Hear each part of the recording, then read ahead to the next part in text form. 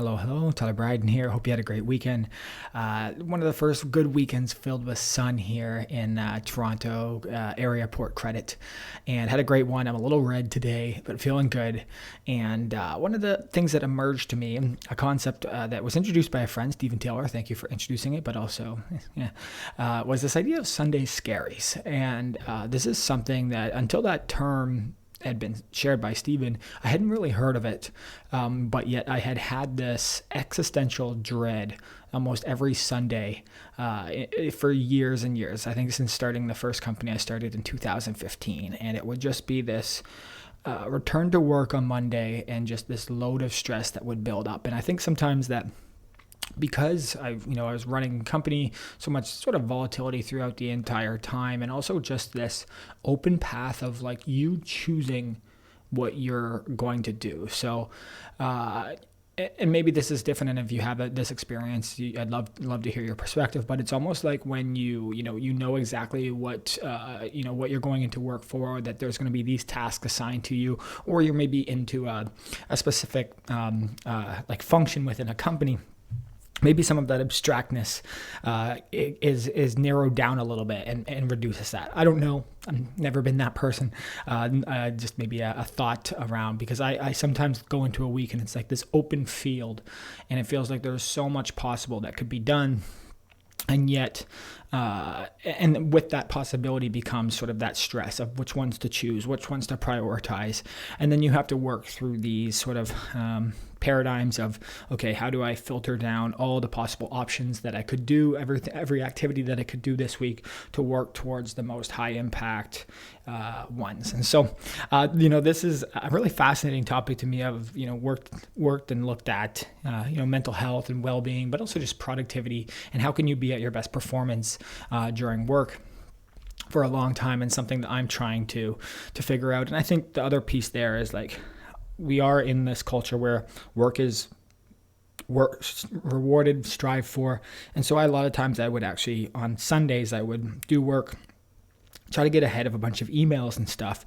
And then there would be this sort of freedom or relief that I had gotten that head start on the week. But then you would sometimes go into the week with, you had already done some work. So you had already applied some of the performance, some of the energy, some of the pressure. And so as you get later into the week, you can move towards, and not full burnout, but that stage of I've already worked 5 days, I'm only on Thursday kind of thing. So I think there is a real balance, and something that I've learned later in life is just when you have a nice weekend, when you've got some sun, enjoy it as much as you can, because you have the ability to reset. You have the ability to come in on a Monday and do good work. And I think it's better to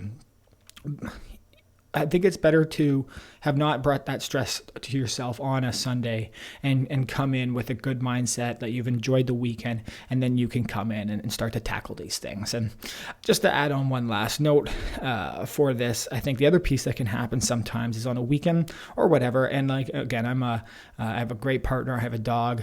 But I feel bad for anyone who has kids. Like, you get these disruptions to your sleep cycle. And so last night just couldn't fall asleep.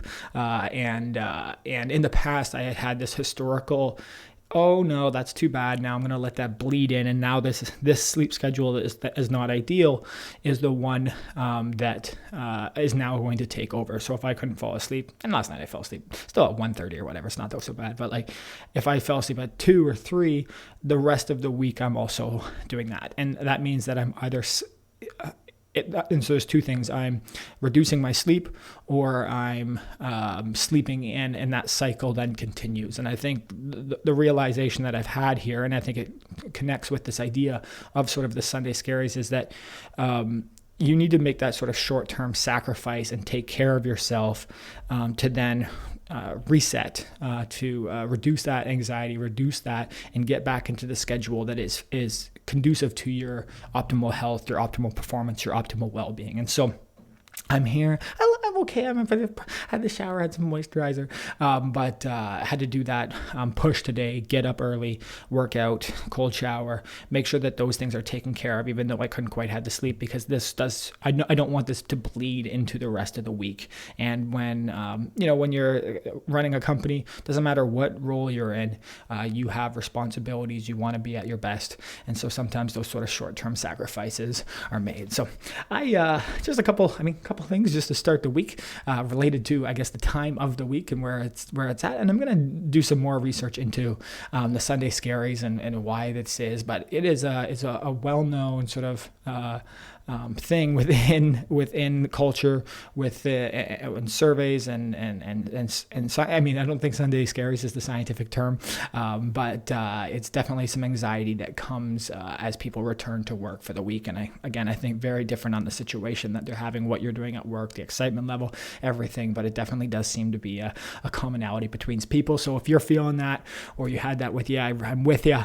I hope you got to enjoy your a weekend. And so, just two other things that I wanted to touch on. I know that was a 5-minute ramble, and I apologize for anyone who did derived or created no value for.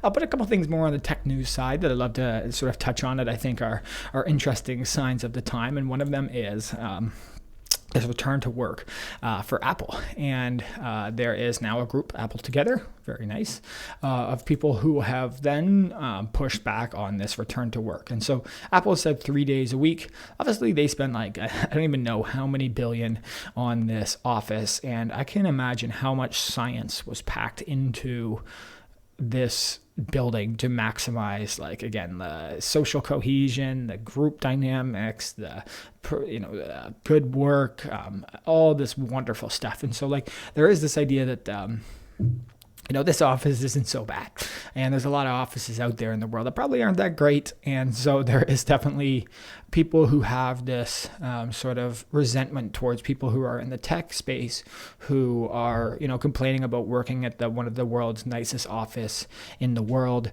And I think that could be reasonably looked at as, that is true. And there was this top Apple machine learning engineer who apparently was what they believe is probably the most cited ML expert at Apple. And he said that this policy went against what he wanted, went against what his team, which he had consulted with his team to see what was the optimal sort of work conditions. And they, Apple did not rescind, and so they continued with their return to office policy, and then this guy was gone. Now, I don't think that everyone has the same maybe career opportunities that this man has, and so those are the other things that we have to think of, is that there are a lot of people in the world who probably don't have the skill set, but would love the opportunity to work at places like this, go into the office. And I also think of what I've read from some really interesting comments and commentary is just this idea of there are people who, even throughout COVID, through the pandemic and healthcare and all these different places, that never had this opportunity to work from home. They never got a break through this pandemic. And as they look around and they see people complaining about going back just 3 days, whatever it is, then that's a pretty harsh contrast to the experience that you just had over these last 3 years. And I definitely agree with this idea. I personally don't want to commute these long distances. I find if I start to have to build, those opportunities for just stress or friction in the day, then you don't have the same performance at work. But I also understand from an employer side why, especially when you've invested that much money, why it could be something that you see as valuable, or at least that you want to make happen. And so I think this is going to be a very interesting sort of story to follow, because there was this time where everyone thought remote work fully was here and was here to stay, and yet now we've seen a little bit more return to this hybrid model. And just had a great little event over the weekend that I went to, and just as I was asking some people what they thought about this. And one of the comments that was really interesting is just that the office becomes this sort of social place. And so if you're in there whatever times a week, if it's once a week, probably then it becomes even more. Like I think probably the more you're in per week, the more social it becomes. So a lot of people that seem to be going in, say, a Friday, and instead of actually getting a bunch of work done, that becomes the cooler talks, et cetera, et cetera. And so I think that might be a trend that we will continue to see, which is work and actually going to the office becoming more of a social time. And I think other companies are sort of making that happen. Monthly, you come in, once a month you come in, it's a social day, et cetera, et cetera. But if that is the case, and there's so much talk, there's so much communication between people, sometimes that talk, that communication can then drive growth and productivity and innovation at the workplace. Other times it could just be people reconnecting, having fun, which again is a valuable part of the business, but maybe not exactly what companies need to be accomplished, especially in a difficult time. So that's another sort of dynamic of this all. I think adjustments will be made, and these are very smart companies making optimizations on the fly and sort of a paradigm that they are not used to, then it hasn't been here before. So continue to follow this trend. If you have any thoughts on this, I would love to hear, because I'm trying to figure out, I worked at home forever, and I've worked on a small team, and I find that I crave this social connection that has been missing with, first of all, sometimes just like a small team, like when you're a small team and you're in person, there's a lot of excitement and energy, and then co-creation and problem solving there. When you're a small team or remote and you never see each other, there is this feeling, a little bit more feeling of isolation. And because we don't prioritize meetings all day, we try to have our weekly kickoff or daily touch points. It's not something that we're necessarily we're not interacting with people all day. And then the nature of the platform we've built, the software we've built, it's not always conducive to meetings. There's a lot of people who are self-serve users who message us through live chat. And so it's not like I'm hopping on calls every single day. And so that means for me that I miss some of these opportunities to communicate, to have conversations, to connect with people.